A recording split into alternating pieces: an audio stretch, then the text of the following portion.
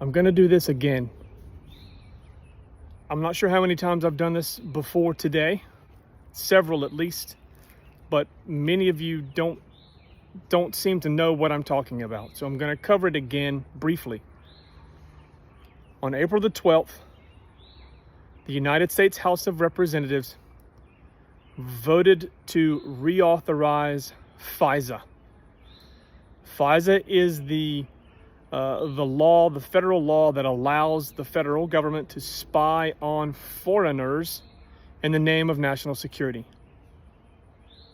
On April the 12th, as FISA was being debated by the House of Representatives, an amendment was put forth that would have required federal agents, FBI, CIA, NSA, all of those three-letter groups that we're all afraid of.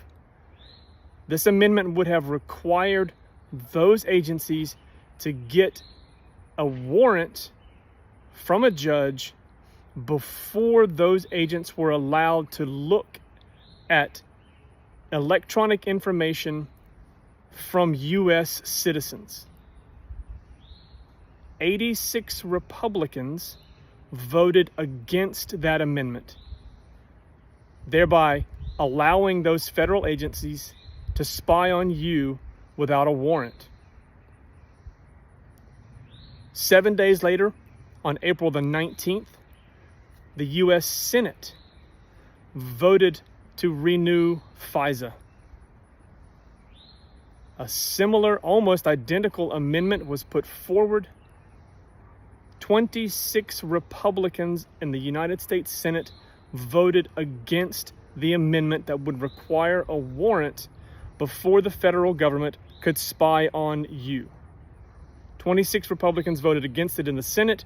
86 Republicans voted against it in the House of Representatives, including 3 in the House from North Carolina: Congressman Patrick McHenry, Congressman Greg Murphy, and Congressman David Rouzer.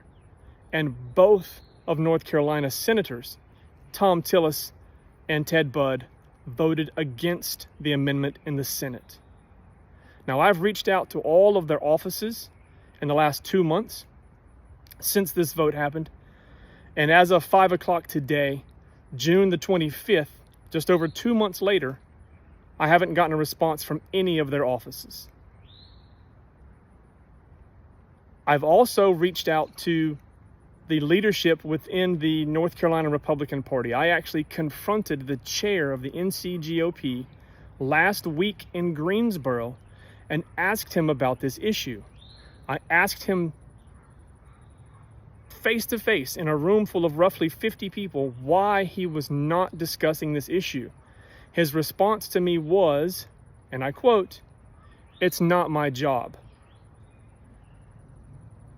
I issued a response to that in a video that I put out a week or so ago. I would encourage you to watch that if this subject interests you at all.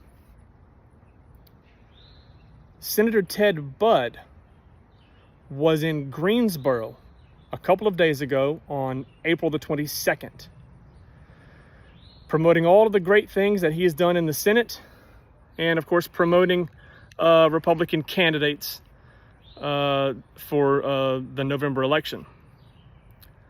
He did not, of course, discuss the vote that he took on April the 19th.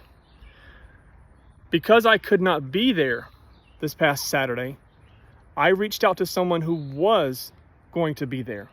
And I asked that individual to ask Senator Budd about his April the 19th vote.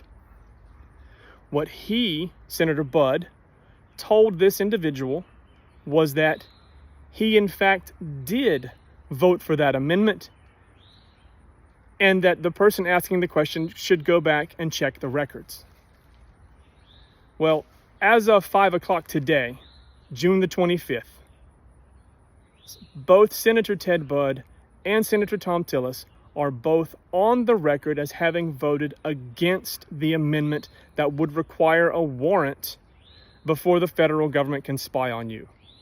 Ted Budd, Thom Tillis are both on the record voting against the Fourth Amendment of the Constitution. Most of you probably had no idea about this.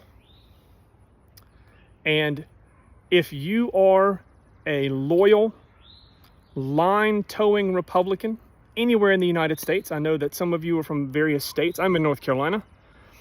If you are a faithful Republican and you didn't know about this issue, I would encourage you to reach out to your local GOP leaders and ask them why they weren't talking about this 2 months ago when it happened, and why they haven't been talking about it every day since it happened. Because you had 86 Republicans in the House, 26 in the Senate, who knowingly and without remorse voted against your Fourth Amendment protections. If you didn't know this, you need to ask them why they didn't tell you about it. And for the handful of Democrats who are watching this, if you didn't know about it, I would encourage you to go to your local Democrat leadership and ask them the same thing. Why did so many Democrats in the House of Representatives and in the Senate vote against your Fourth Amendment protections? If you didn't know it, it's your fault.